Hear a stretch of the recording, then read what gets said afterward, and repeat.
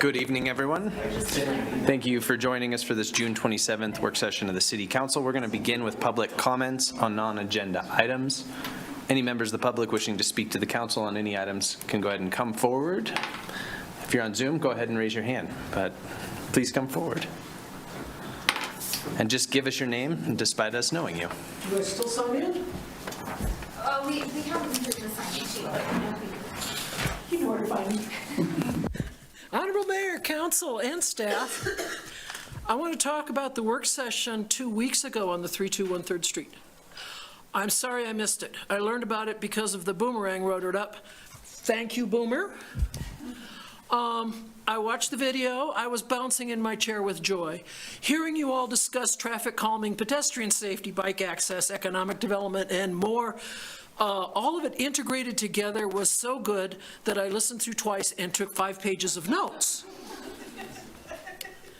My only disappointment was while watching Mr. Fieser and the other creative people speak, looking at the chambers over their shoulders, I was only seeing one member of the public coming to address the issue. The published agenda was all about beautification in the original 321 plan. I have a copy of that and have kept it carefully. I thought the session was all about benches and planners, and so since I didn't open the PDFs, I didn't know you were going to be talking about the good stuff. That was my bad.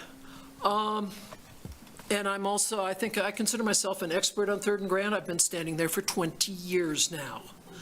So, and literally watching traffic for half an hour a week. Can the council do another work session? This time including the Traffic Safety Commission, to examine the entire 3rd Street project. The mayor noted that this was something with which we have expertise. I hope so. I was aware of 2 other locations along the project that needed attention, both involving gateways. One that would improve mobility and the other our sense of place. But that's a teaser. There is no way I could cover those in what remains of my 3 minutes, so I'm not going to try. The other thing, and why I feel a need for a joint work session with the TSC and other stakeholders, is a bit of news. The rules were changed for the Traffic Safety Commission, making us an advisory board. So we are taking this seriously and proactively, and we formed a subcommittee to consider reducing the speed limits in Laramie. I can't go into it more because then I'm speaking for the subcommittee, and I can't speak for the commission. I can only speak when it's in an agenda. After hearing all the wonderful discussion in council 2 weeks ago, I think you will be interested in what will hopefully come out of the Traffic Safety Commission, and thank you. And I don't even see the clock. 34 seconds to remain. You guys got questions for me? I can't ask you, but you can ask me. Thank you, Nancy. We sure appreciate you being here. And I do think there's a role for the Traffic Safety Commission in these conversations. Yeah, it's our bread and butter. That's what you're paying us the big bucks for. That's right. Well, thank you for joining us. Sure appreciate it. It's good to see you. You're welcome. We doubled what we're paying Nancy. Double what we're paying Nancy. Yeah. Multiply by 10 if you want. Done. Any other members of the public wish to speak to the council on any item not on the agenda? Raise your hand if you're on Zoom. Okay. Seeing none, we are going to close the public comment period. We're going to move into the first work session, which is Public Art and City Code. Mr. Shahidi, welcome. Honorable Mayor, Council, thanks for having me tonight. Tonight we're going to be talking about the most interesting thing going on in Laramie. It's municipal code. From time to time, we get to talk to you guys about what we're thinking and what direction we're hoping to move into, and kind of give you guys a heads up on these things. And sometimes, if we're lucky, we get to ask for your advice before we bring it before an actual city council meeting. So tonight we get to do that with public art and its relation to our code. I'd like to start out with talking about why do we have public art in Laramie, and I think that Laramie Public Art Coalition does a very good job of explaining this. They say that public art connects people to culture, the environs, and one another. It enhances the quality of life in Laramie and articulates Laramie's role as one of the state's cultural hubs. Because public art is freely accessible to all, it enhances people's experiences to public places and provides opportunity to build community and connections. I think that you all, as well as other commissions throughout the city, have done a good job of exemplifying this and supporting these ideals, and we want to just continue to do that and strengthen it as much as possible. As you all know, we have a fantastic mural program already with 44 unique murals throughout town. It started in 2011, and it utilizes local artists. It's housed in Laramie Main Street and with Laramie Public Art Coalition. We've also done a good job with spreading art by connecting them to some of our public infrastructure, which is our utility boxes. One of them is sitting right out here, right in front of City Hall. Others are in parks or at major thoroughfares throughout the city. Additionally, the city has supported the rotating sculptures along Snowy Range, as well as, free walls and various other art installations on public and private property throughout town.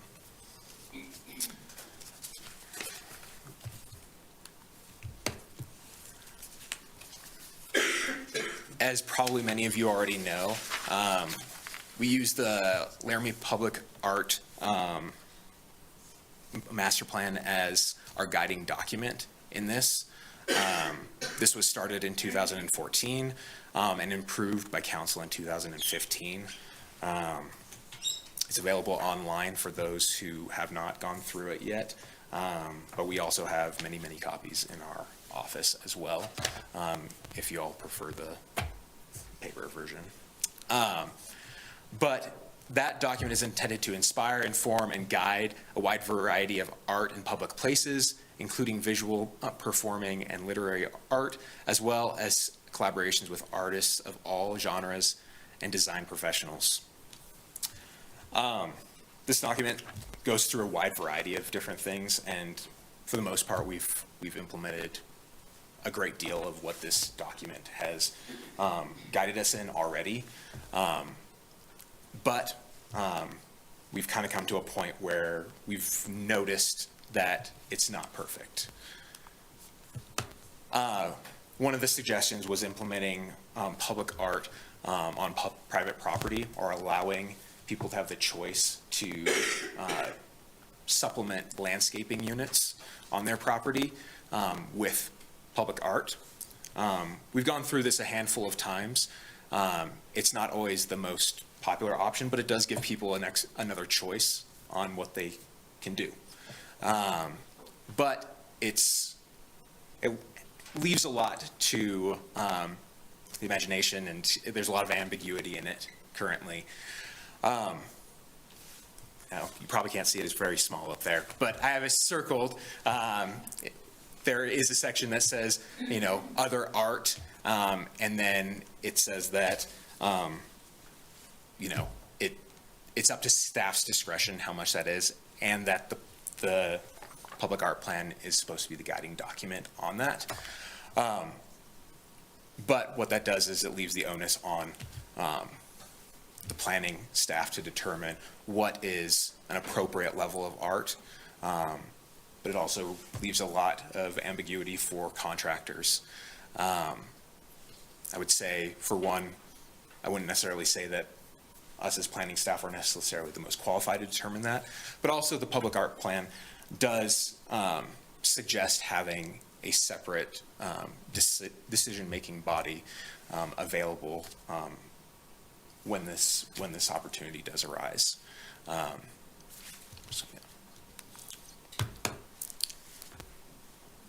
So as I said, we have had this on a few properties. There has been limited application, and generally that occurs in areas where developers want to use more of the land, and they don't want to spend as much on landscaping. But what that means is that, there's a confusion on who is deciding. Is it the private property owner, or is it us? And then if it's us, how are we going to go about this? Current code also does limit the art options available for that. So we wanted to kind of set out a few options today.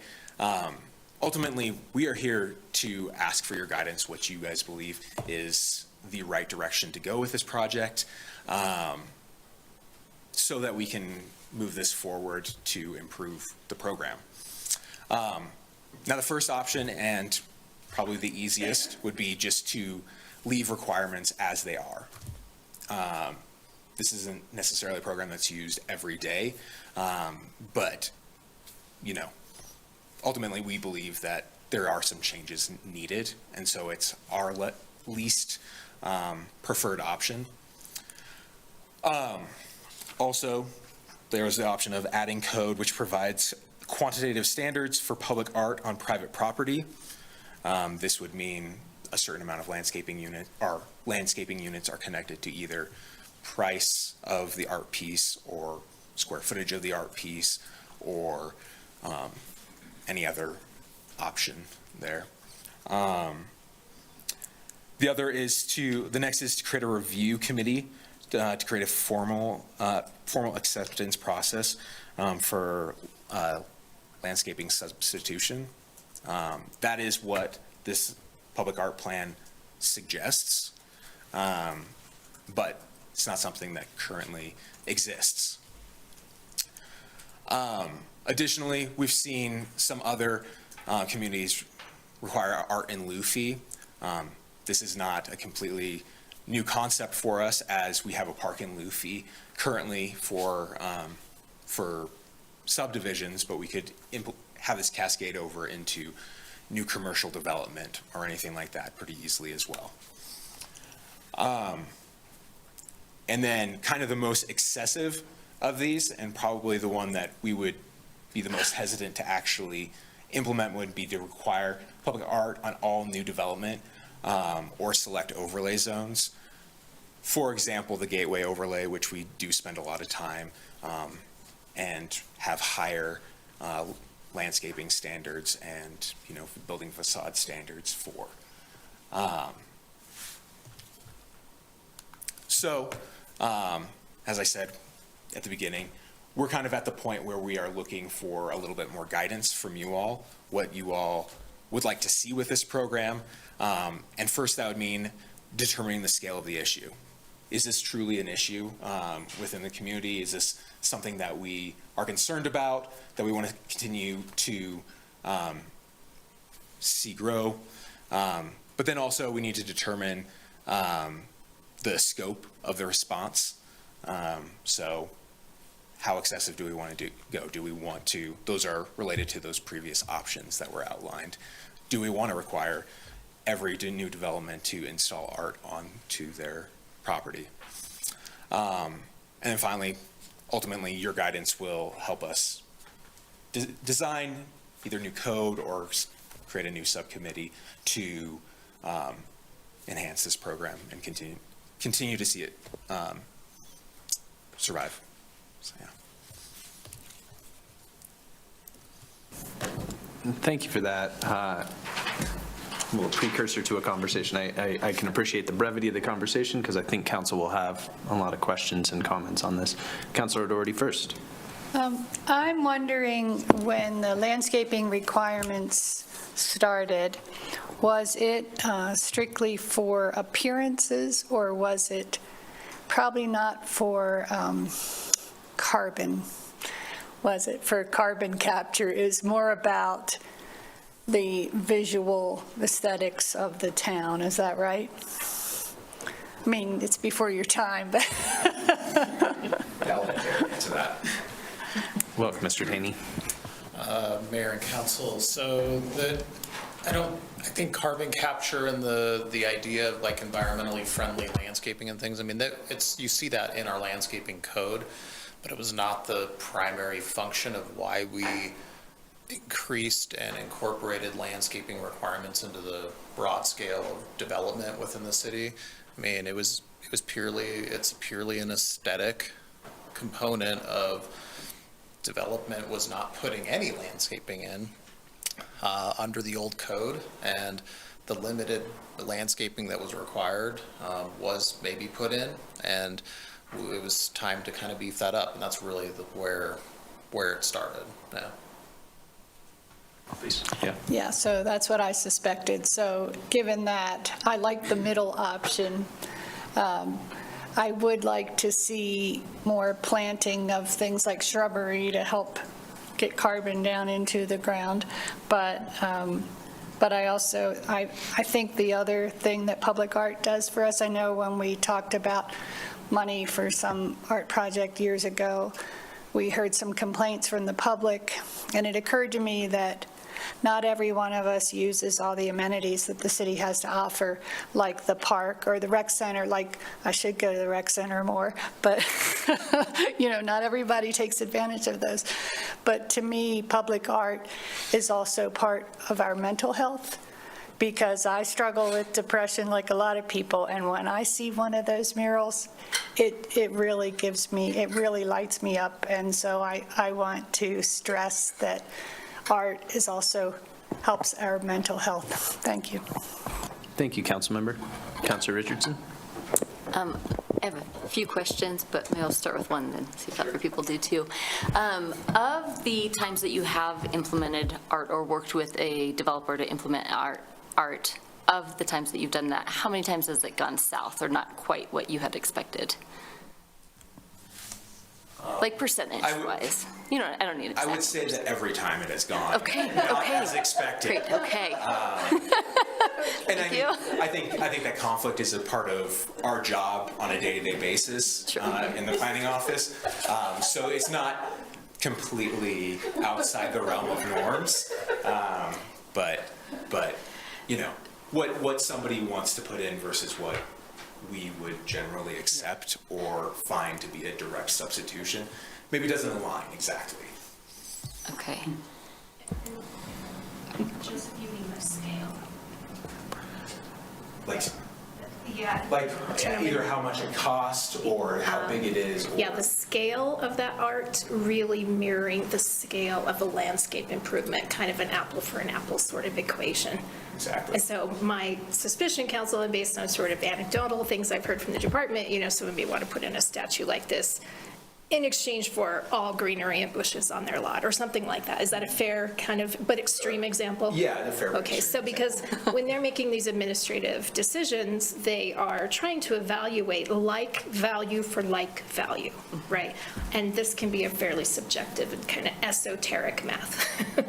So, sorry, I don't mean to interrupt, but I just wasn't sure that we were all thinking the same way on that.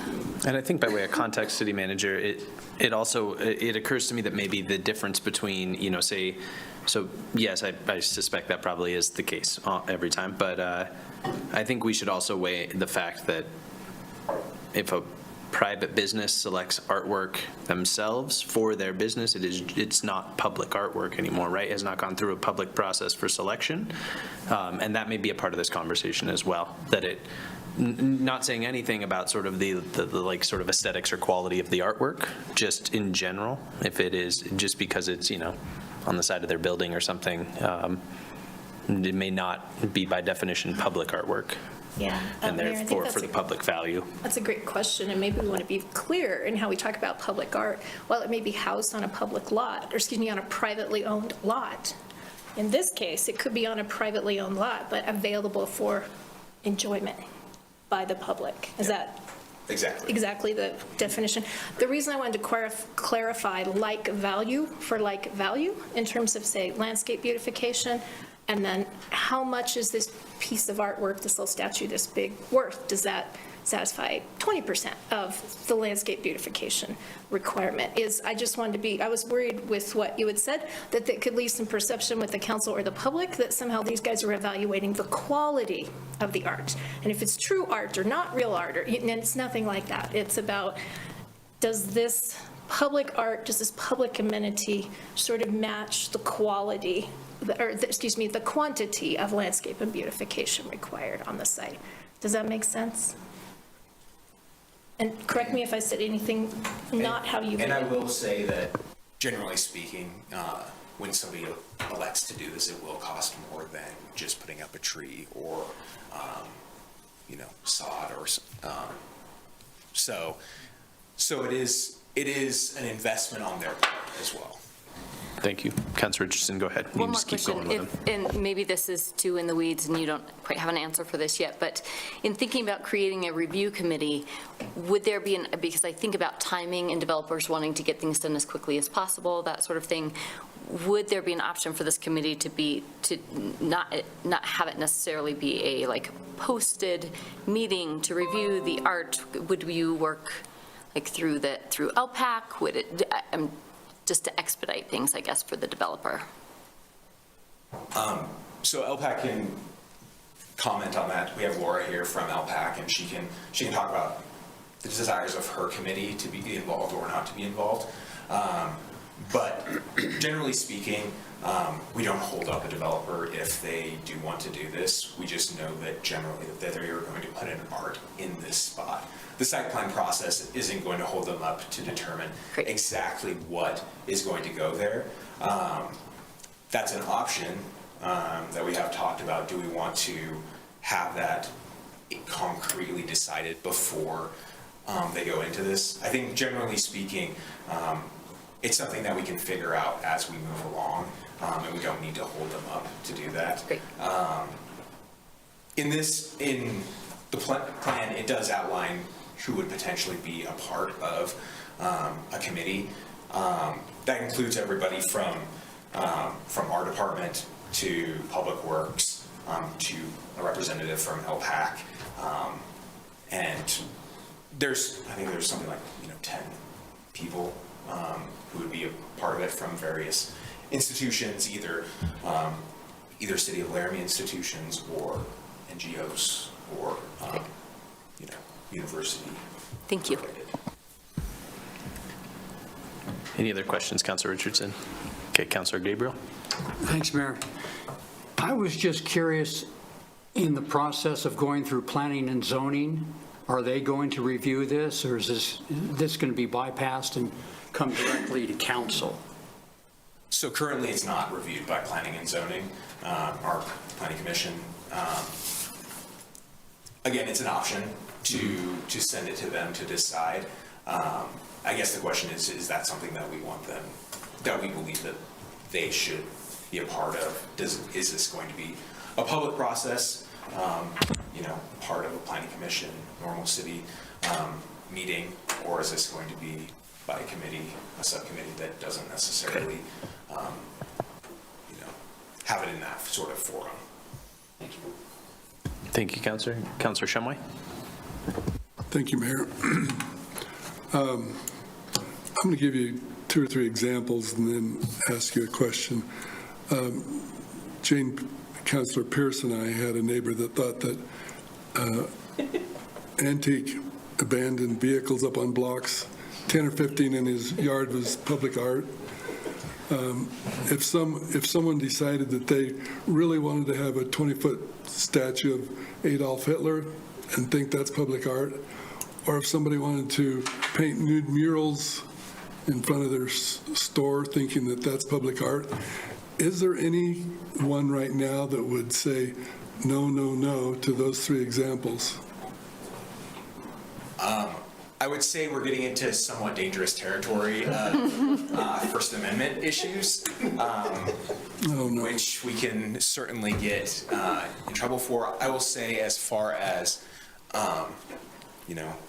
something that we would accept for landscaping units, at this moment, I can say that I wouldn't I don't think our department would accept that. And so, I don't know if that specifically answers your question or, but at the moment, if somebody was doing this on private property, a picture of Adolf Hitler, a mural of Adolf Hitler, like, it's partially their First Amendment right to do so. Councillor Pierce? Yeah, in terms of feedback regarding the fact, I think I'm good up until the required public art on all new development. Although I don't know enough about it to say it makes me really nervous. I just feel like there are other options that, I have to do more research to get 100% behind it. So I'm slightly hesitant with that, with the blue, right?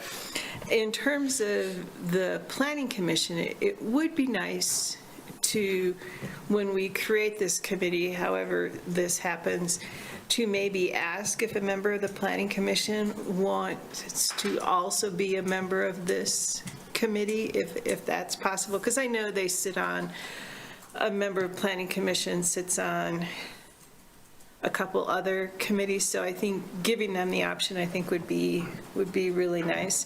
And my other question has to do how, and Laura, maybe you can help us out here, but how do we determine value?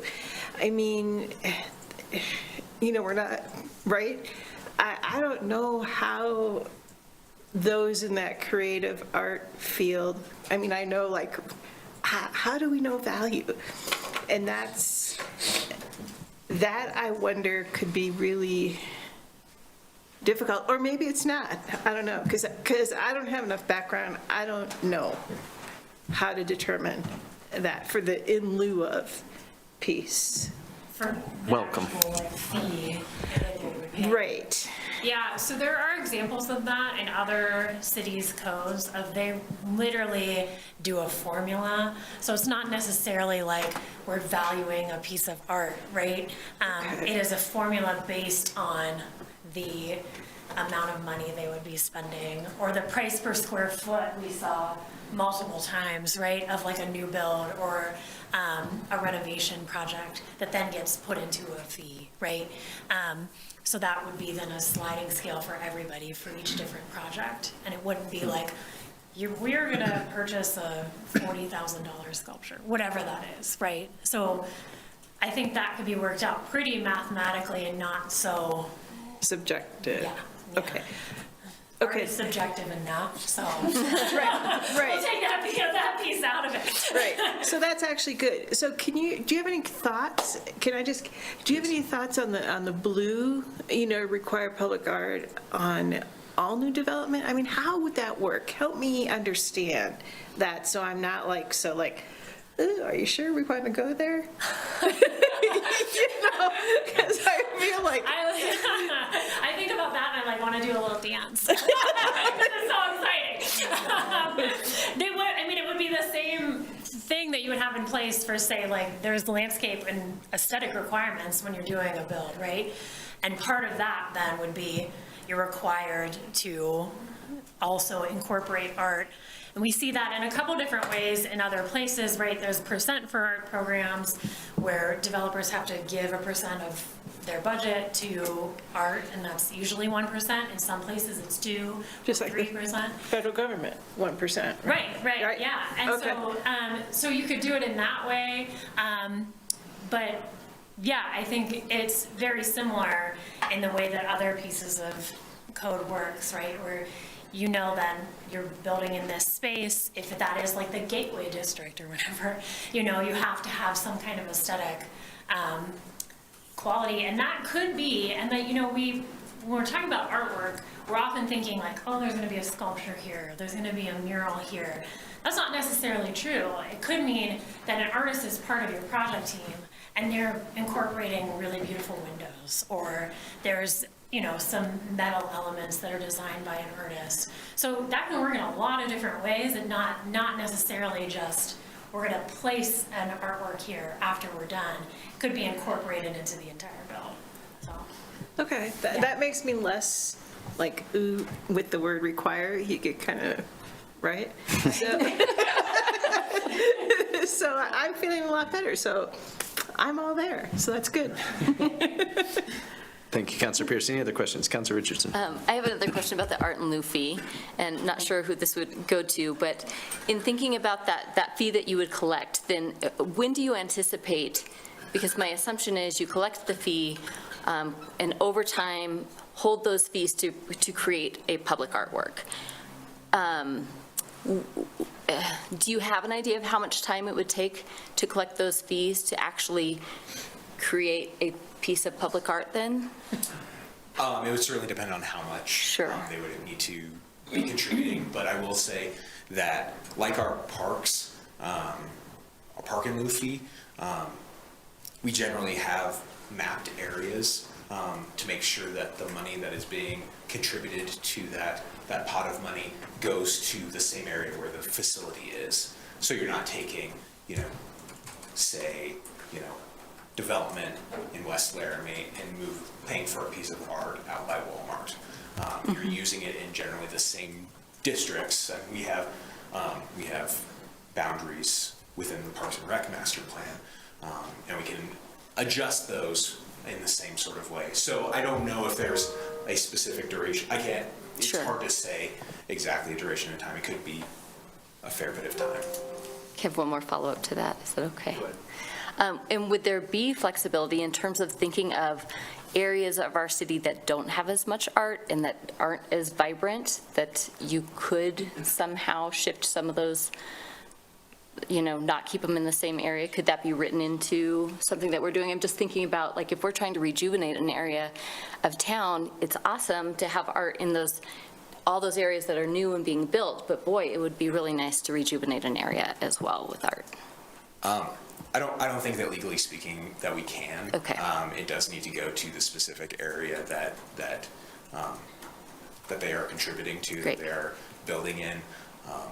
There's been some legal precedents for that. Doesn't mean that other funds couldn't be allocated Sure. to increase art in an area that's kind of lacking it, but as is, no. Please, go ahead. Just to add on to the previous conversation too about the in lieu fee and thinking about how long does it take? I think one thing too that I would touch on about the art in lieu fee that provides, or at least staff thinks would provide us some flexibility, is remember, we do have a lot of small projects that come through our community that really, and I'm not joking, we're talking about 3 or 4 trees, maybe some basic grass, maybe a couple bushes, very limited improvements on the site, where an art in lieu fee could be a real advantageous scenario for them to contribute, put in less landscaping on a really constrained site. Now, what leads to that question is, right, it's probably going to be a small amount, but it allows us to kind of collect towards maybe something that's more impactful that LPAC could contribute to a larger project maybe in the area. And so I think too, we need to think about that it's not going to be like one development, we get a chunk of money and we put something up immediately.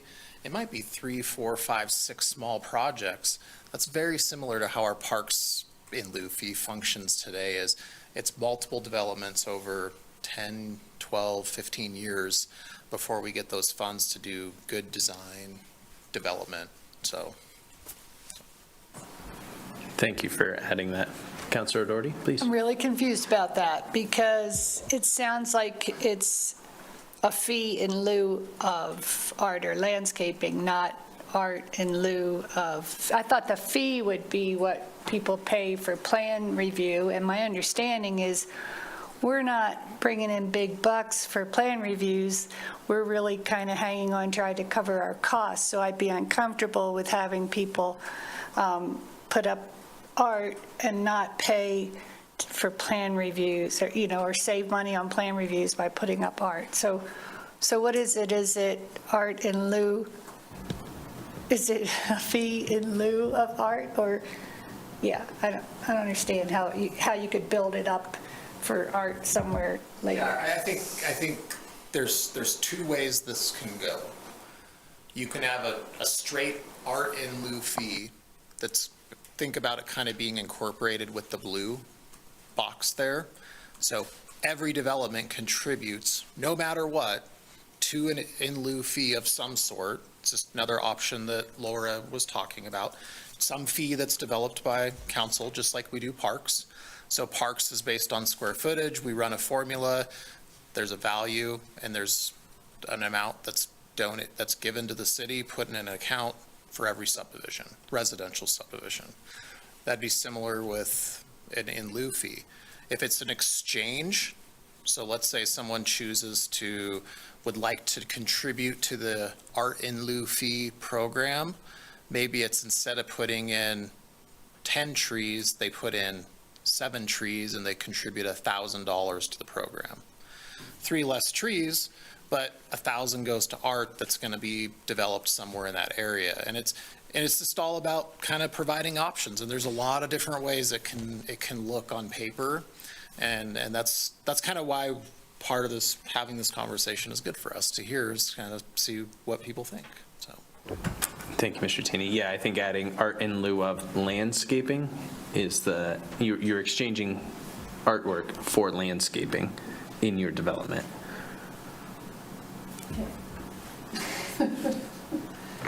Council members, any other questions? Yeah, Vice Mayor, please. So,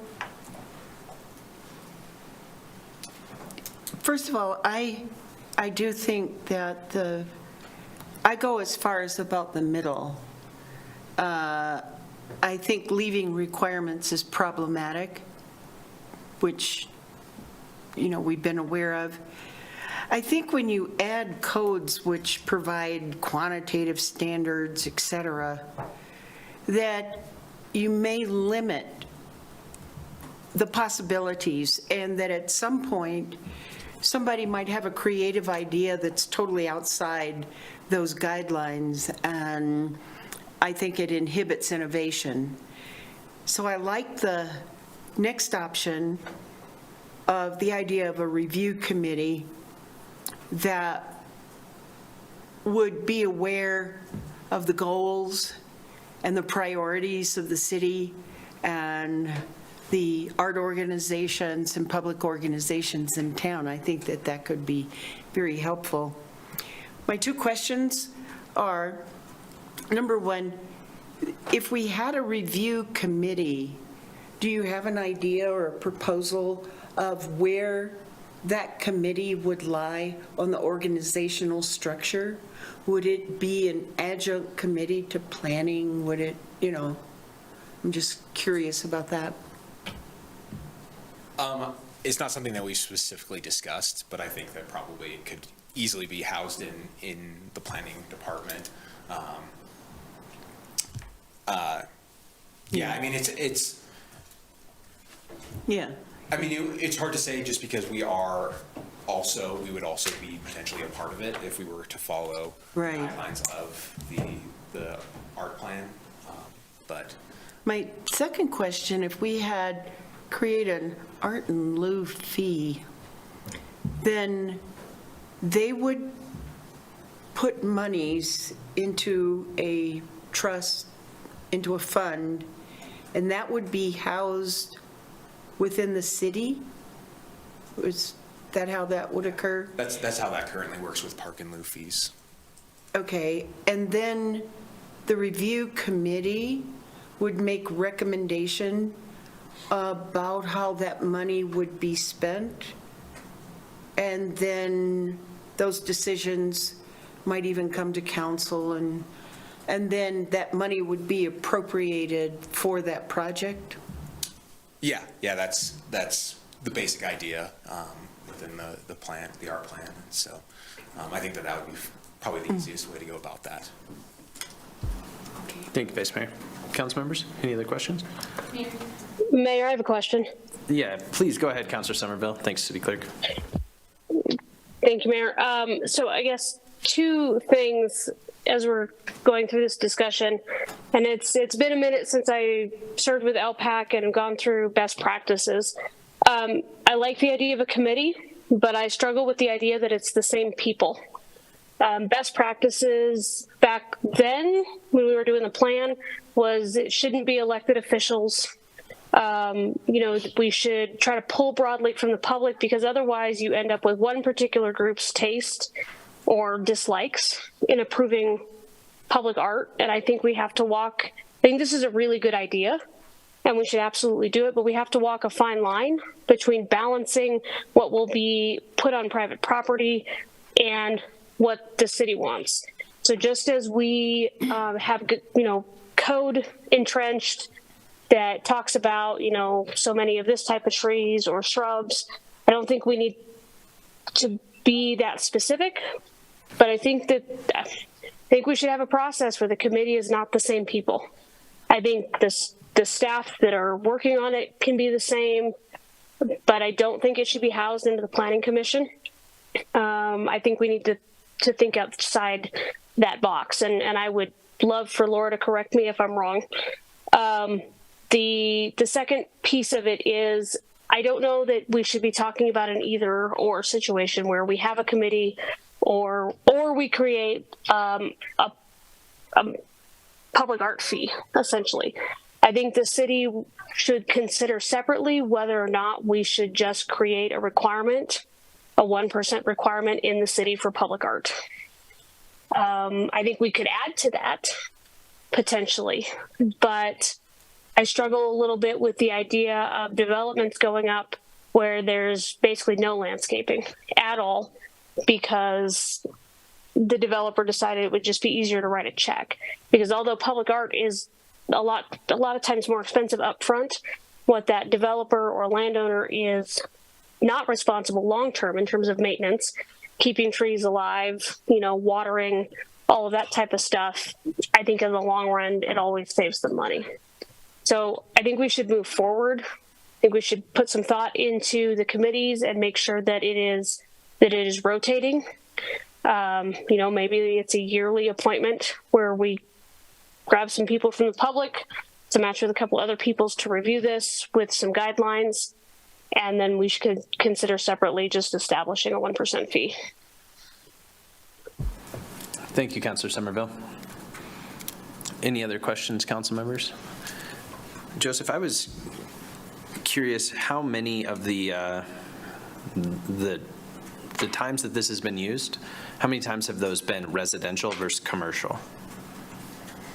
This has only been used on commercial. Okay. The landscaping table that you saw previously isn't applicable to residential development. Okay. It's only applicable to our commercial development. Okay. And the reason I ask, I was trying to get a better sense of sort of Councilor Somerville sparked this thought in my mind of, spots that are developed with no trees, right? But I think probably, I'm trying to think of times that I know about this being used, and I can only think of a couple, but those places are redevelopments of spaces that are already without trees, and there's not really space for landscaping, at least one of them. And the other one might have some. And so I think, I think there is a lot of nuance to this conversation, and probably that's the stuff that keeps planners up at night. But I guess I tend to find myself pretty favorable to all but leaving them as is. I don't think they're functioning, right? If they haven't worked yet, we clearly need to do something about them. And I don't know whether that's just as easy as requiring LPAC to administer the call when this happens, and then you all in the planning department, you're assigning the sort of budget based on the landscaping exchange.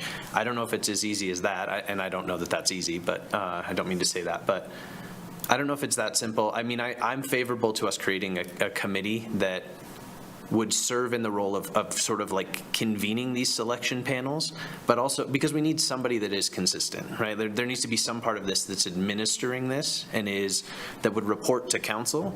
I don't think it's wise for us to be a part of the decisions of what artwork is selected, to Councilor Somerville's point. I think that's us being in the middle of something we have no place to be in the middle of.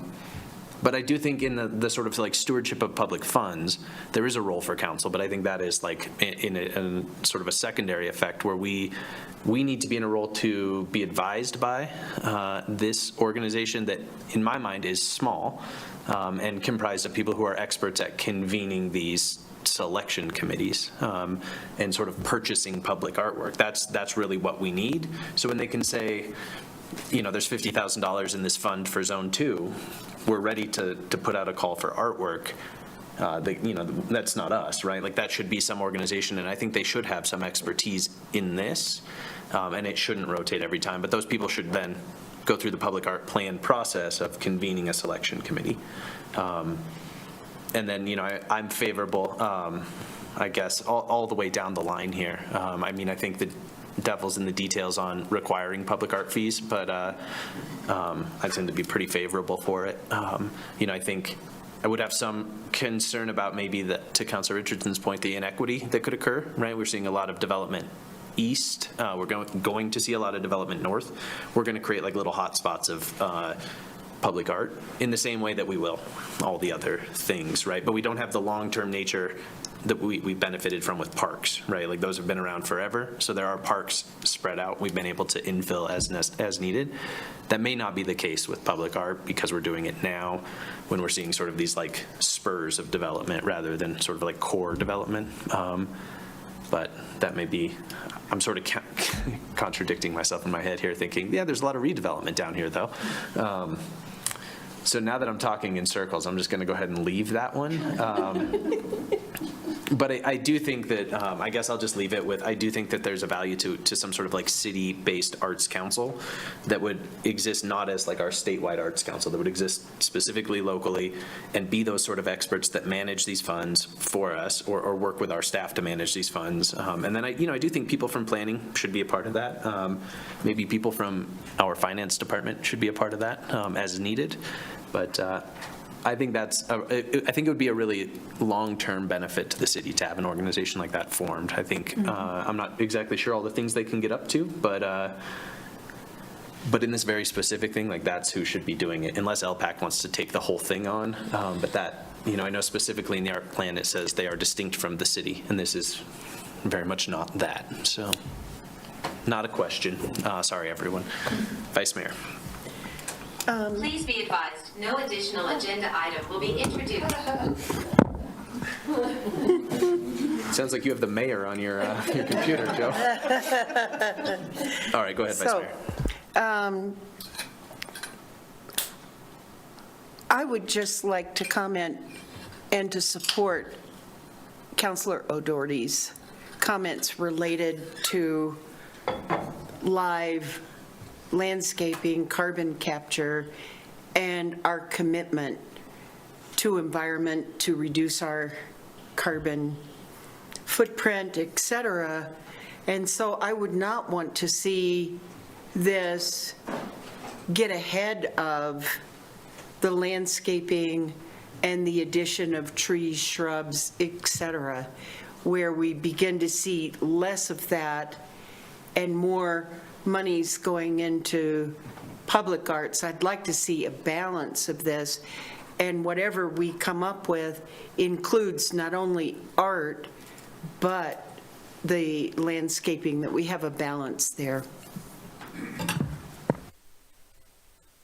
Please, Mr. Taney. Yeah, I think just to respond to that comment and the comment that was made by Somerville as well was that this is not intended to replace all landscaping. That staff does not believe that that's an appropriate option.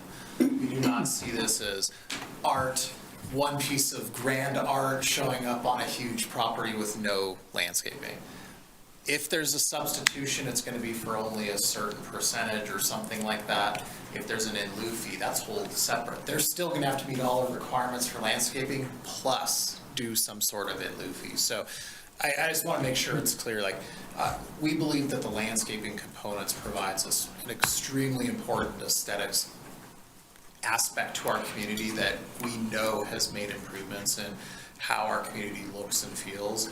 And so just I'm putting that out there, making it real clear, okay?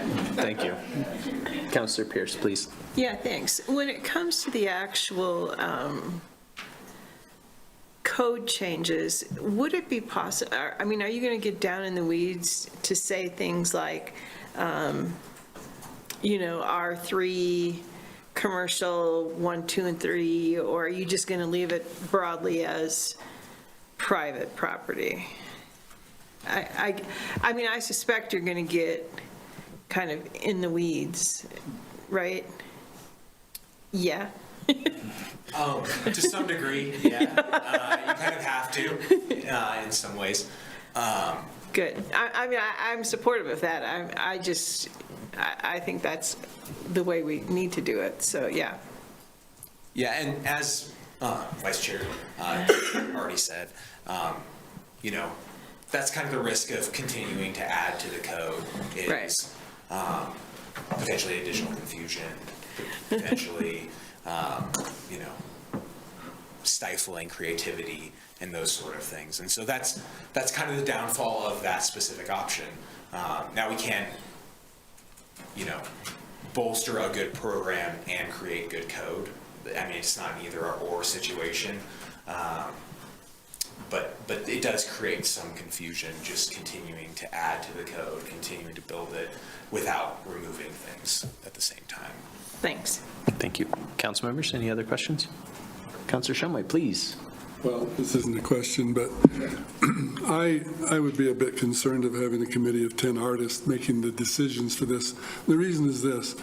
If 1/3 of Laramie, let's say West Laramie, had to decide whether or not to put a $500,000 into a giant statue of Steamboat or a head made out of woven willows, I think that there would be a different decision between the citizens, let's say 15,000 citizens, and 10 artists. Councillor Shumway, just so that it's clear, 10 artists don't select artwork. It is a selection committee. It's a selection committee, but it's not a selection committee of artists. The public art plan outlines sort of who should participate, and it is neighbors. I mean, that's property owners in the area or residents of the area. I withdraw my comment. Just defending artists like myself. Any other comments, questions, council members? Please. I would just add that I also am open to orange through blue. So, and would like to, just as an aside, going back to that kind of, it would be great, maybe in that art and lieu fee, maybe you give an option of a percentage going to that neighborhood, but giving, like if we had a special fund, like would they also like to give to? Because I'm sure everyone is very generous and would love to give more of their money to an additional fund that would support some areas of Laramie that could use some beautification. Just. I admire your optimism. Any other comments, council members? Staff, do you feel like you have any better direction? Yeah, certainly. I think our first step will kind of be to kind of draft an idea for a selection committee. And then also review code, see what else we can add to it, and then also start drafting some options for you all for in lieu fee, and so that you guys have some choice in what y'all feel is acceptable or not. Thank you. And while it might have felt like that was your way out there, Councillor Newman has a question that I just didn't see on Zoom. So Councillor Newman, please go ahead. I don't have a question per se. It was more a comment that please. I would support the middle three. The last one, the required, that's a pretty strong word, and that could, turn away some builders as well. So, but I'm a fan of the middle three. Thanks. Thank you, Councillor Newman. Okay. I think, Council, just as a parting thought, you probably, like I do, hear about landscaping seemingly to no end, about how that is like the most consequential thing we make people do as a part of development, right? Like that's every time I have run, that's been the conversation I have. And I think I don't agree with that, but I'm not a developer. But I think if we can provide other options for people, I think that continues to be wise. So I will just leave us with that. And we will then, unless any staff members have any parting thoughts. All right, we'll go to public comment on this work session. Members of the public, please raise your hand on Zoom or come forward if you're in the room. And I see Judy Snowbrook.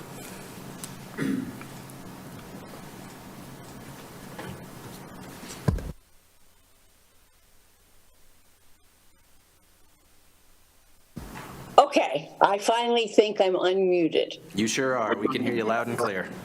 Great, thank you very much, all of you. This has been most definitely interesting. You have to know that one of my recent little joins is with the Laramie Beautification Committee, and that's partly because Art, my husband, is the secretary of said committee.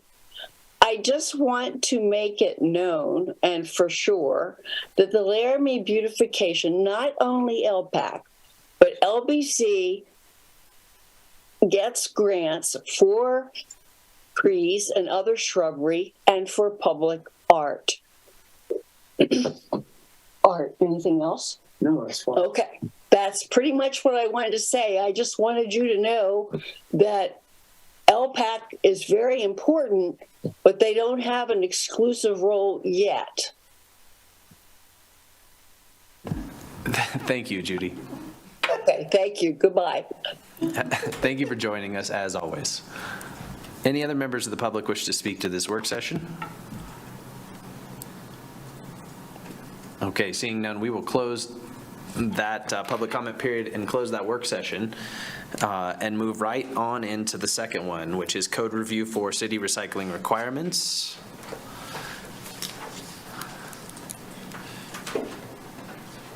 So this is, again, code related. So as we go through our building process, we review code every single time, and through the review process, we noticed that there was something in code that we had not been implementing to its fullest yet.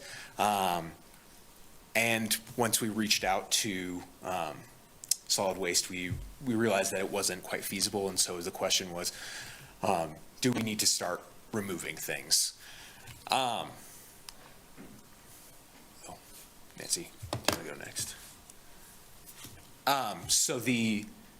As most of you know, currently the city's recycling system is a single stream comprised of 96-gallon bins, and currently is only required for single-family properties as it's part of the water bill, but it can be requested by commercial properties.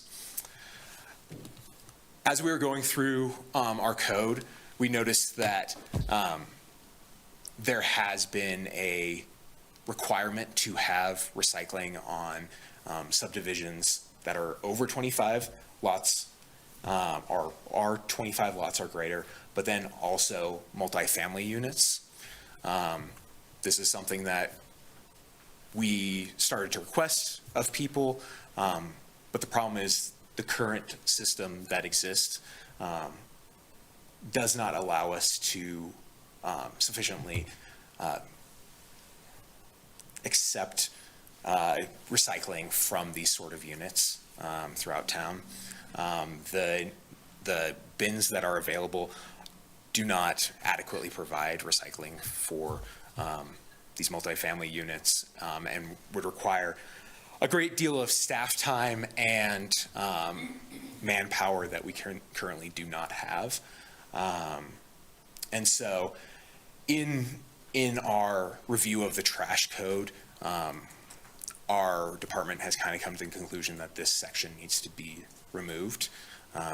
This is kind of what we do if we notice that there's consistently variances that get approved for certain things. If we're consistently waiving a requirement, then the question is, why do we continue to have that requirement in the books so that it confuses both developers and staff and the planning commission? And so we wanted to give you a heads up that, one, we're going to be having some changes to our trash code coming your way in the upcoming months, but also this specific section is going to be removed just because it is not feasible at this moment with the current recycling program to accommodate it. Council members, questions? Councilor Pierce and then Councilor O'Doherty, please. Yeah, I mean, I understand how it wouldn't work with what we currently do to, larger multifamily apartment buildings, et cetera. But I guess my question is, do any of our private entities that come in town and pick up at some of these sites, do they have any recycling programs that we know about? I'll hand that over to JR.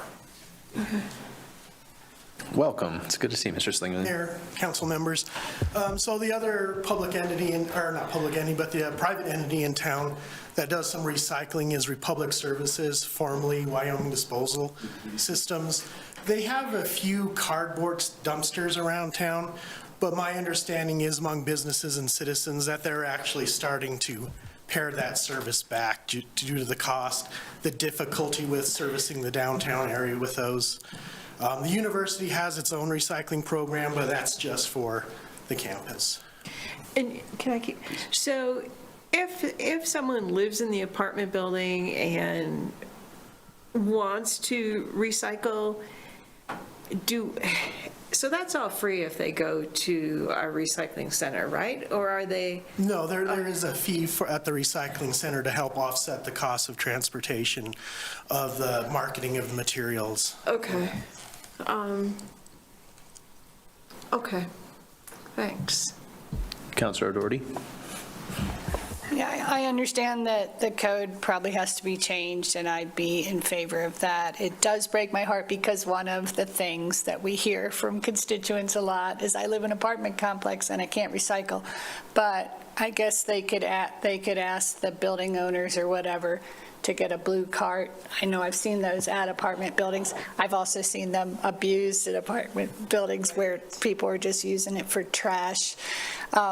So I'd support getting rid of this in code, but I really would love for us to have a few drop-off places in town for things like cardboard and cans, because they are recyclable, and especially now that so many people, especially young people, buy everything online.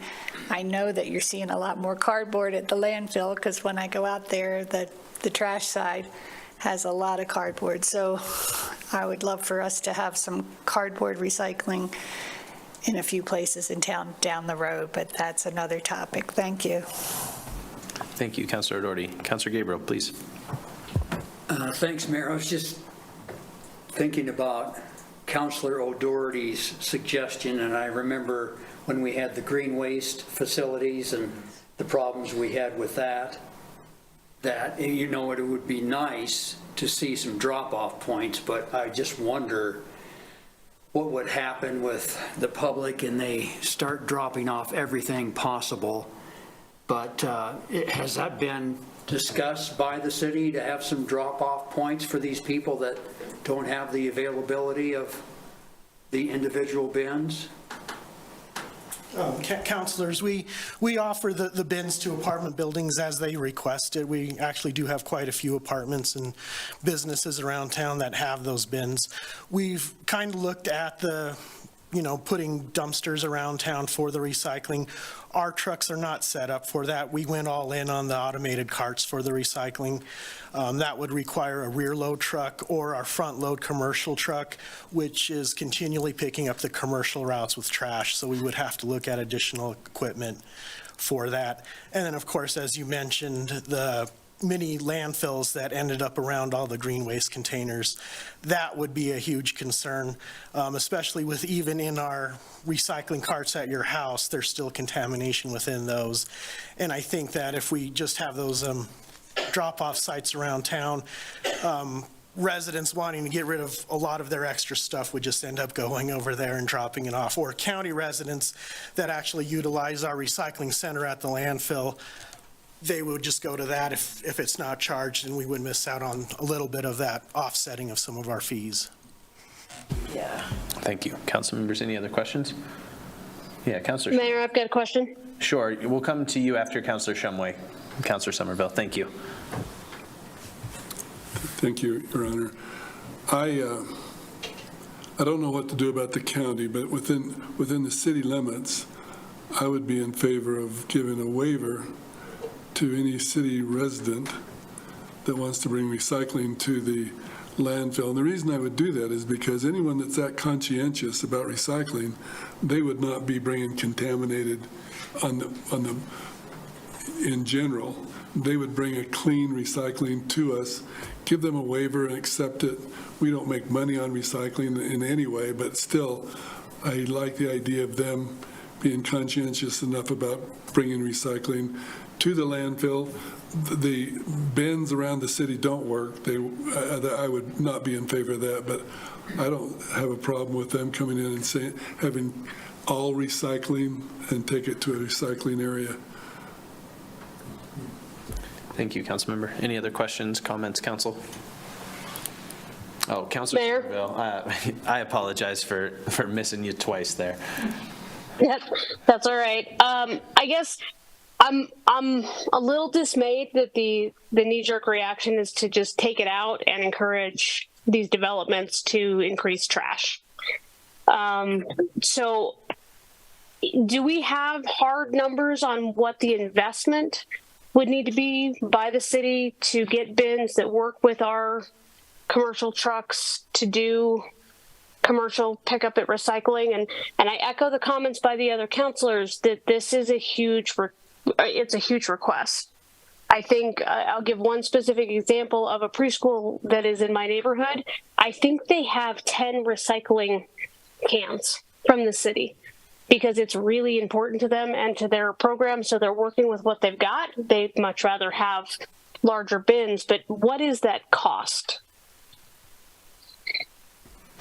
I don't have a hard cost for that, but going off our numbers for our automated trucks, the front load truck, that's around $400,000. The bins, $4,000 or $5,000 a piece, and then staff, 1 or 2 staff members to handle that. Thank you. So thank you. Given those numbers, the other number that's rolling around in my head is the cost of those liners at the landfill. So while it's easier to increase trash, it's also really expensive when we have to replace those. And if we're adding more trash to the landfill, we're just speeding up how soon we have to make that large investment. I don't know that I would be supportive of this code change. I would like to see some alternatives brought forward when this comes to council of what the investment would need to be by the city, how we might go about that. Do we need to look at, increases in recycling fees or other ways? And as UW is already running basically a commercial recycling program, have we had conversations with them? I think those are the questions that I'm going to have when this comes forward. I think that not only do we have a really important goal, environmental goals for the city, there are cities that have figured out how to basically put their landfills almost out of business and have really gone to a zero waste. I think Laramie could absolutely do that, but this would be a huge step backwards in my mind. So if we could get that information when it comes forward, I would appreciate it. Thank you, Councilor Somerville. City Manager? Mayor, we'll do, and to you, Councilor Somerville, I'm happy to do some more detailed analysis when we come back, but just a rough number I ran right here. Your solid waste fund total annual revenue is $5.8 million this year. That's our estimate, assuming all of our grants and loans pan out, with an additional expense on par of 1.2 to 1.5 million. That means our revenue requirement would go up by about 20 to 25%. So we would have to find those monies either from grants, loans, or, grants or loans that we would have to recoup and pay for through rate adjustments to match that revenue requirement. So we can fine tune that a little bit, but there's some rough numbers to put it in perspective. When we talk about general fund operations, 1 million is a very small percent of a $30 million revenue to support that. But in the solid waste, it's just a very thin margin budget in terms of revenue to expense. But Councilor Somerville, we can fine tune those numbers, but there's some rough numbers to play with. Thank you, City Manager. I'm curious if limiting sort of what is in an apartment building specifically, that's the piece that sticks out to me in this. I mean, that's because 52% of the folks that live in Laramie live in rentals. We're talking about a large section of our residents. I mean, they don't all live in multifamily. Many of them live in single-family homes that are rentals. But just the same, I mean, what sparks for me is folks that didn't have a choice in this conversation now don't have access to something they may believe in without a fee, additionally. And we're saving that fee from being charged to, to the property owner, who I think may more often than not would be able to foot that fee better than the folks who live in the apartment.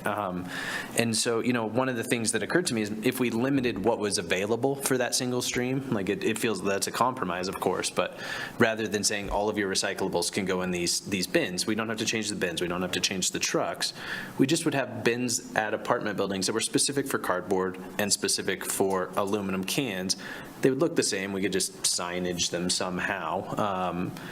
I mean, that is, to me, it seems like that's way less likely to end up with number 3 plastics and plastic bags and Christmas trees and diapers and all the things we saw in the photos from the landfill in the past of contamination. And so I don't know if that is actually a solution. I mean, I don't know if that would work in the field, but it just seems, to Councilor Somerville's point, I mean, it feels like the direction that we don't want to go. And so, if this is the only option, I will vote for it. I mean, if this is the only way forward, but I think we should exhaust all our other opportunities first and see if there's ways that we can make this work. And, I don't mean to say that as if solid waste has not done this and aren't experts in that, which is to my point that I would vote for this if this is the only option left. But I would like us to see if we can find some other way to get to it. Mr. Taney.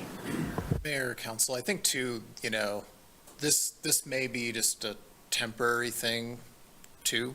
The reason why we had this really short work session tonight was to kind of just put it out there, like, this is something we're noticing and probably something that isn't on your radar all the time, right? Like development, recycling, how it applies to large multifamily complexes. And maybe this is something that we need to look at. And I think, engaging the Public Works Department in solid waste, it's why we have their staff here and why we've been communicating with them, because it's something we recognized, right? And it is a little bit different than the direction we go with everything else we've done in the city related to recycling. And so, maybe it does go away temporarily, but this maybe promotes us to look at something in the future to come up with solutions, budgetary, with our staff, with Public Works and solid waste as to what exactly that equipment is and how it's actually done, whether it's special recycling bins for cans and cardboard or whatever, right? Whatever those solutions are. But right now, what we're seeing is it keeps hanging up projects in terms of how do we solve it? What do we do? Do we give a variance? Can we give an exception? Is there a different way to solve it? And it just doesn't make things smooth. The other thing I'd point out is, especially we're seeing like the 6-unit apartment complex, they're grabbing a couple cans.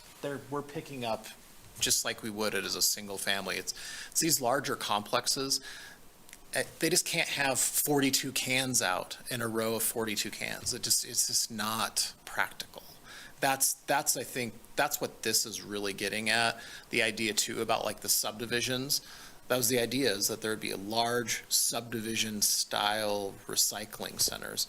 If we don't have that equipment, we can't really ask them to put it in. So I think that's really kind of all I want to say, And it's not contamination, sorry, Councilor Pierce, it's not contamination that's making this impossible, it's sort of space available? Yeah, if you have let's say you have a 25-unit complex and each unit in theory has a trash can just like you would at your single-family home.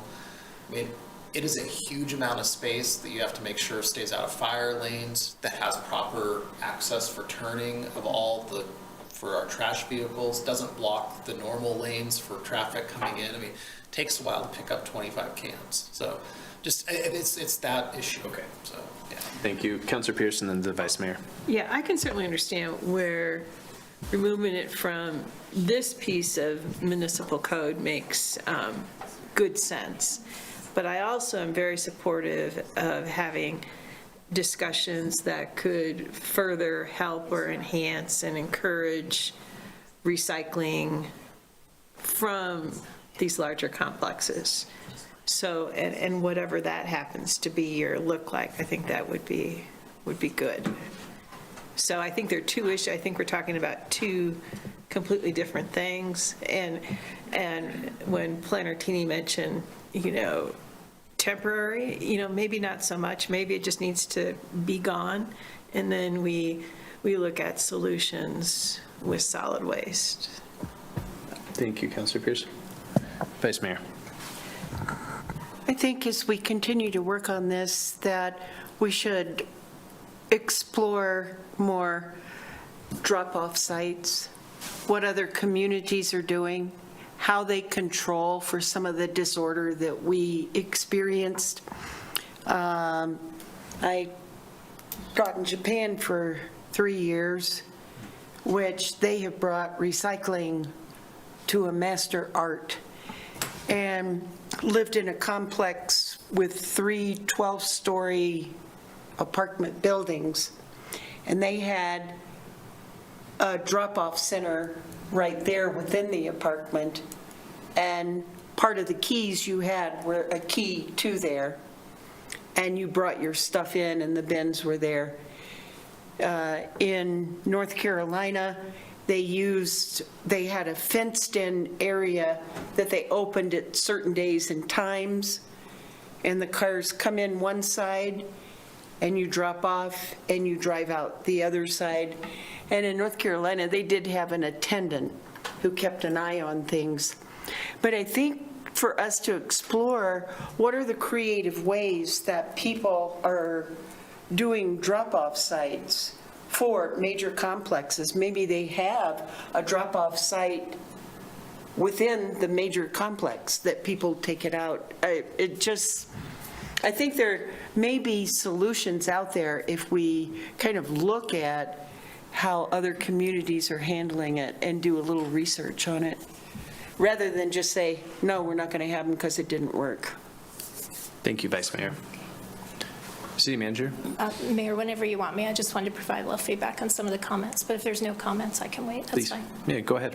Thanks. I wanted to say, to Councilor Cumber's point, we did do a lot of research, and I think you've really hit on, with our drop-off sites, one of the issues, and that is when you look around the country at how those are best handled, they're manned, and their buildings, and their access and egress controlled, and that, again, puts us into that space of hiring staff, building buildings, and, I hearken back to how small this fund is, and how, when you have such a small $5 to $6 million fund, if you increase expenses by $500,000, how do we pass that on to our ratepayers? So that's where we got hung up. But it's absolutely doable. I don't want the council to think it's not doable. I think the way we tried to do it within our very small resources certainly wasn't ideal, probably in any community, and probably extra unideal in a college town, where we're constantly re-educated and people are learning the processes and learning the way to respect those sites and learning the rules.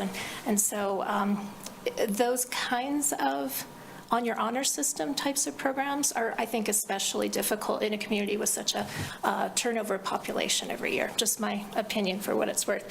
I also wanted to mention that I have to say, I'm not entirely sure this section of code needs to be repealed. What I think needs to happen is, and I think what the planning department is trying to get at here, is to make the council aware. If you read the first sentence, it says, at the discretion of the city manager's office, in this case, planning would be sort of my designee, and when recycling is available in Laramie. So I think I remember when you guys wrote this section of code, and there was a recognition even then that there were limited commercially available recycling services, and that our own capacity to provide public services was a little bit constrained. So I'm not sure it has to be repealed. I just think that what the planning staff are trying to bring to your attention is there's a rub in the code when they're trying to enforce it with multifamily developments, and that, we're not achieving the ideal of council that's encapsulated in this code, which is that we have multifamily recycling. And to your point, Mayor, I couldn't agree with you more. For a community where we have, 50% of our people living in rentals and some percent of those in multifamily, this is a big issue for our community, because we do have people that want to recycle, and we have a gap in multifamily services. Some of the reasons for that are because of the constraints within our own budget, but please remember too, council, so much of those constraints when it comes to the recycling aspect of solid waste have to deal with the entire worldwide recycling market, of which we have zero control, unfortunately. You'll recall when we started recycling, it was actually making a little money every year, and now we actually pay, some 10 years later, we're paying to have our stuff recycled. So the market, we're really at the mercy of the international market, and it hasn't been in our favor or anyone's favor, frankly, which I think is part of the reason why the commercial folks are not providing these services either, So anyway, I'm happy to look at it. I just want to provide a little background, particularly on the drop-off sites, because they were such an issue for so many years, and we really did look at lots of ways to try to make those work. And there's ways to do it, but it just costs money, so. Thank you, City Manager. Yeah. Councilor Richardson. Just kind of to build on your thoughts there, I think there are a lot of issues internationally with the market, and even what is actually happening with what is going into our recycle bins, right? So I put everything in the recycle bin that I can, and, to stop and think about and kind of read some of the articles that are out there about where is this actually going now? And maybe we need to rethink what we are recycling and why we are recycling it, so that we're not just adding, this is a bigger conversation, but a lot of these things aren't going to where we think they are going anyway. Right. So are we wasting staff time and money if things aren't actually getting recycled? It's a great point. Something we can look at as well, Mayor. We did start with this dream of single-stream curbside recycling, the easiest thing supposedly for people, and that was 13 years ago, but things have really changed, and we've had to scale back, right? We can't recycle all of the things we used to. So I don't know, that's something that we can certainly research in the solid waste section. And for a lot of reasons, single stream is user-friendly, right? The users may make mistakes at times, but it's quite user-friendly, so I think it maybe isn't the mistake that it feels like at this point when we're far down the path, right? We got a lot of people to recycle that wouldn't have otherwise if it was hard. So, councilors, any other questions or comments? I think that I think this has garnished. I think this probably our response to hearing that we're going to walk backwards on recycling is indicative of maybe how important I think it is to the constituents and how often we all hear about it. And certainly none of us ran for office to take away your recycling opportunities. But to Councilor Richardson's point, we're also, we should be good stewards of that program. And I think maybe what would be helpful is as we have this conversation to kind of expand out a little. So this might be sort of the point of the spear. This might be the thing that needs to change. Okay, I would vote for that.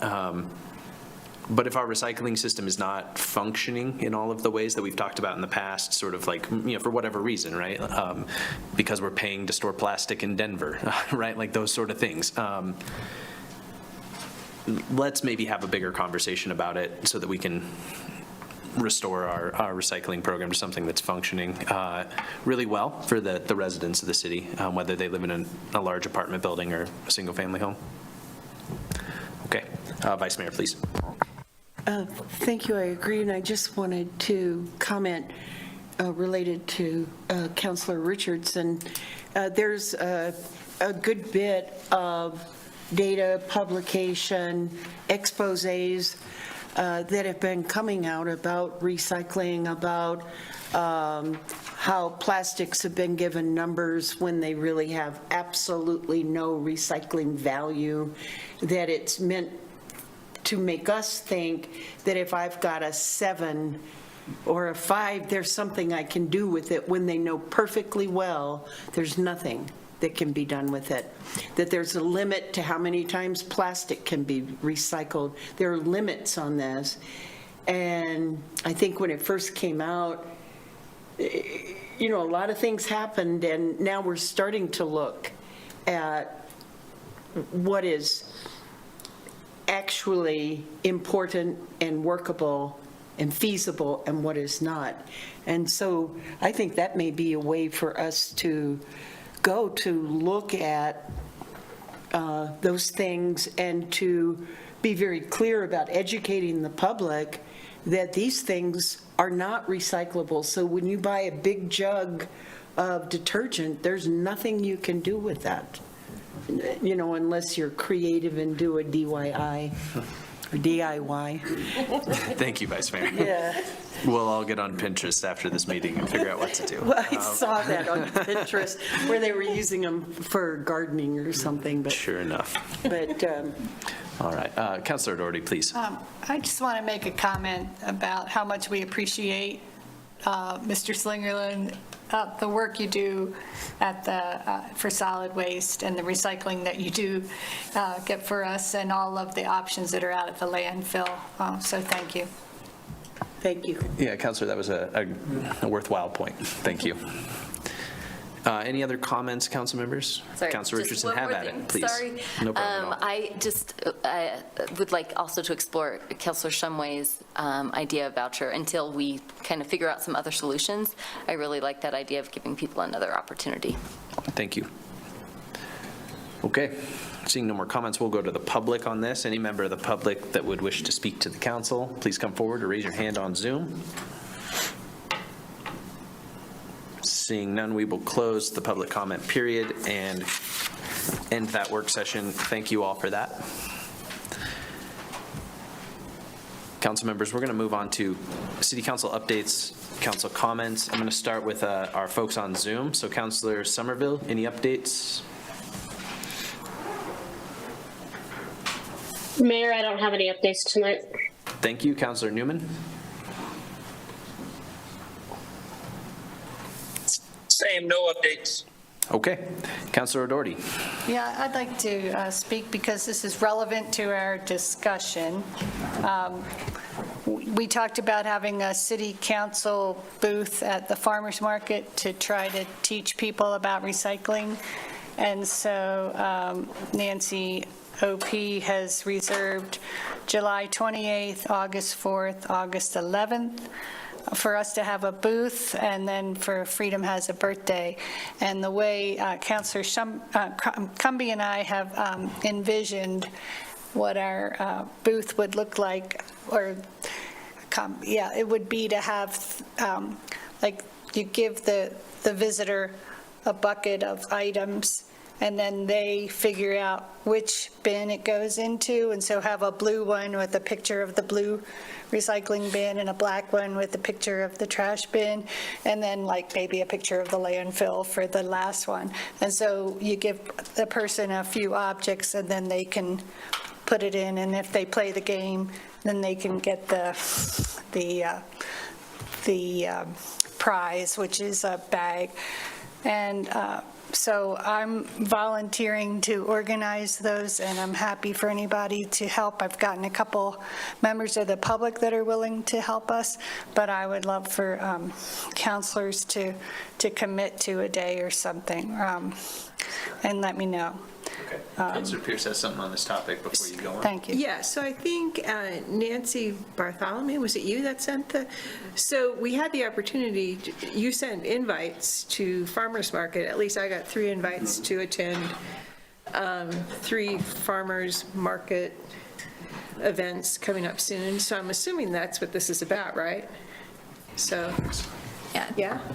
Thank you, Mayor. I sent those out to make sure that it was on everybody's calendar, so you could respond and accept it if you were available. And then we can further, if you want time slots, we could further organize that part of it. So, and I'm assuming you rotated amongst all of us, so we didn't end up with like 9 council members on one night or something? Well, I sent the invitations for those 3 days to the full council. Okay. So if you're not available, you can decline it, but then it gives us a little bit of an idea of how many counselors are available for each day. Okay. So. Back to you, Councilor O'Doherty. Anything else? The Disability Commission was at the Pride Festival and had good interactions with the public. So that's it. Thank you. Thank you. Councilor Shumway, anything? Just a couple of things. Councilor Gabriel and I interviewed a couple of individuals for the tourism board, which went well. We've got one more coming up this week, hopefully, sometime. And then we're going to have at least 5 interviews next week for the Laramie Youth Commission. So those are moving forward. Great. Good. Councilor Pierce? Yeah, no, I'm good, thanks. Okay. Vice Mayor? I met Monday with the Laramie Beautification Committee, and they are again applying for the Guthrie grant for $15,000 that is intended for match funds when people want to do beautification projects. They have a number of downtown requests for match funds, and also one from Interfaith, who is doing quite a nice beautification project there and have received funds from Kiwanis and one other person. So that was very positive, and a lot of small projects that together make a difference. They have committed the $12,000 for the artwork out front, $16,000 to help support the planting of trees downtown. And so they anticipate a similar budget next year, and continue to reach out for individuals who are looking for match funds for beautification projects for their buildings. It could be to plant shrubs, trees, planters, different things. And then secondly, I attended, and Councilor Gabriel was also there, the Albany County Preservation Society had a town hall for the West Side to talk about, they're wanting to continue to work on the grant, on resubmitting the grant that last year, that this past time, they felt that they were not ready for, and that did not get the support that they needed in order to move forward. And so they have been reaching out to the public and trying to get more feedback from them. And so I would say there were at least 20 people there, and it was a wide representation from age and opinion and attitude, and it was very interesting, and they were not shy about expressing their opinions. But the Preservation Society presented the proposal. They answered questions that the group had about what is this going to do, how will it impact private property. They were a tough group, but in the end, they gave the go-ahead, and they were very positive about it. and they're wanting to move forward. They believe that, and correct me if I misstate anything, but they believe that that Laramie would benefit from knowing more about the history of the West Side, and that it is so much a part of our foundational history. And they're thinking that by having this designation of being a historic district, that it would then provide the foundation to put that out to the public more about the history. So in the end, they saw it as positive and gave the president or director, the president of the society, the go-ahead to continue. Thank you, Vice Mayor. Councilor Richardson? Sorry, I didn't mean to cut you off, sorry. Nothing for me. Councilor Gabriel? Thank you, Mayor. I would just add to what the Vice Mayor said on the historic district. They are anticipating applying for a grant, hopefully by the first of the year, so it's a ways off yet. And they need to survey the entire district, so that's the first step. And then maybe 2 to 3 years before an actual historic district would be established. So they're a long ways off yet. But the presentation that Ms. Bard made to the council a couple of months ago, I mean, all of that is still intact. She did a very good job, and her assistant at the meeting provided a lot of and good information to the public, and I think that hopefully this will go on and we can see something happening with the survey in the next number of months for sure. But it was a good meeting. Afterwards, we toured several blocks of the historic district around Bud's Bar and the old church, and saw some of the historic housing over there and got some history behind it from the people that have lived there. So that was very good as well. I attended the Tourism Board Joint Powers Board meeting last week. That board continues to work very well. We have one opening, as Councilor Joe talked about.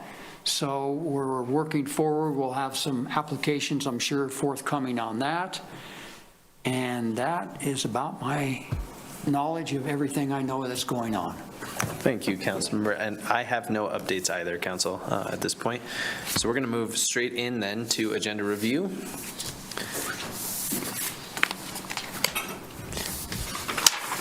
And I'm going to start with just any questions in the lead up to the regular agenda.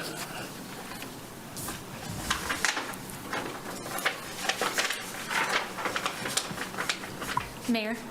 Please. I did find out this afternoon that we have a confirmation for a meeting on July 22nd,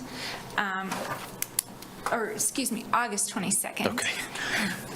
And of course, I don't have that with me. Hold on just a sec. I have that right here. It's the retail recruitment report. Oh, cool. So we'll add that as a work session topic on August 22nd.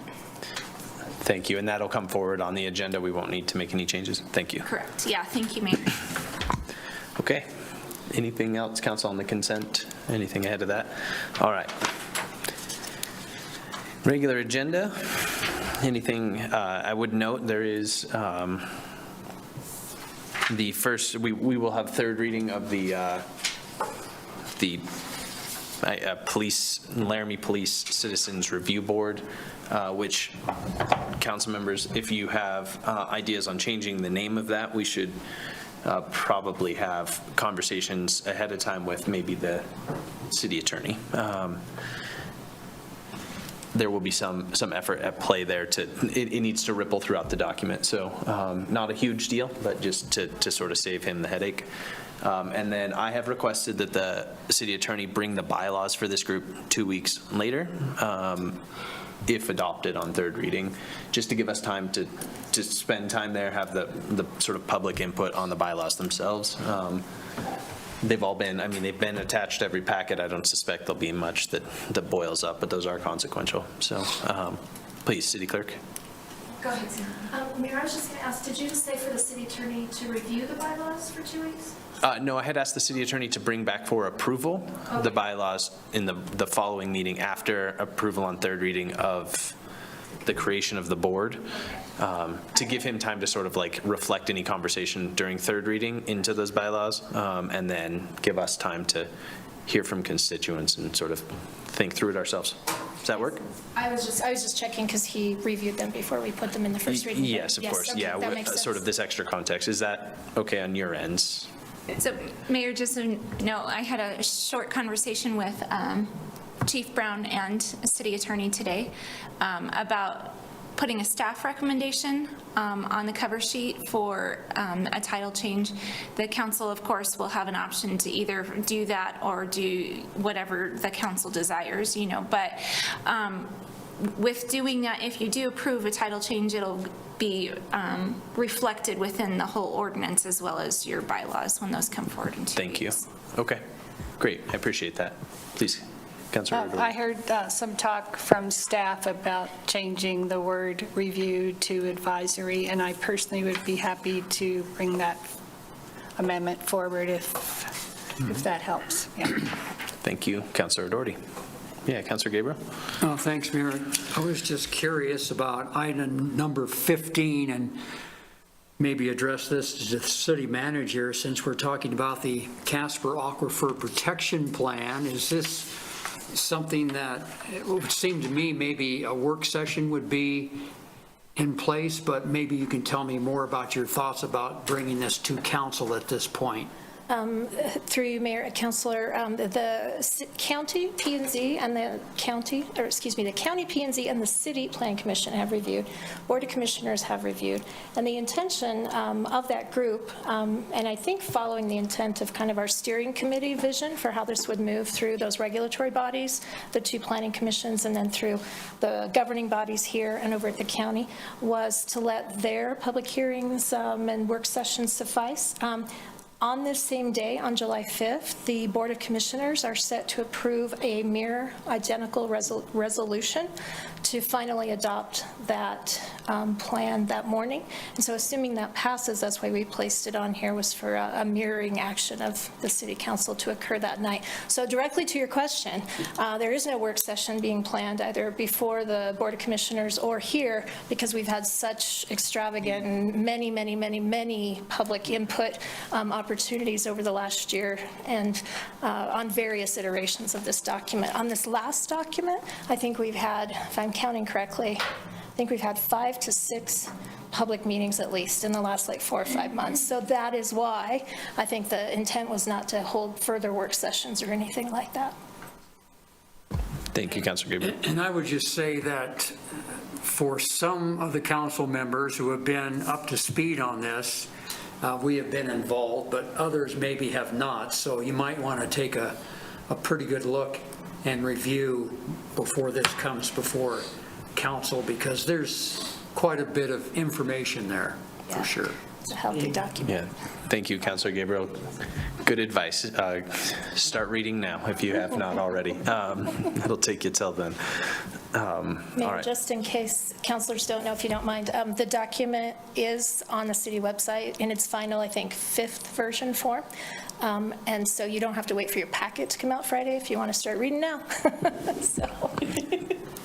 Thank you, City Manager. Councilor Shumway. I'm encouraged when, this says that the county and the city will have a mirror Casper protection overlay plan. If not, I would think that it would be wise for us to postpone until we can work out whatever conflicts there must be, because I think we have to be able to have agreement between the two of us to make this safe for us to move forward. Yeah, and you'll know when this comes to you on Tuesday evening, if it was approved by the Board of Commissioners. It is being recommended by your Planning Commission and to the Board of Commissioners by the County Planning and Zoning Commission. So at least at that level, it's passed all of review. And I'd remind the council, this is just the protection document. It does recommend regulations, right? But those will be a subsequent future step to come back and actually adopt the teeth, if you will, or the regulations. This is just recommending policy actions for you. So it's not as binding as regulations will be. Thank you, City Manager. All right, Council, any other questions on the agenda? Okay. Seeing no more questions, we are adjourned. Council, thank you, everyone.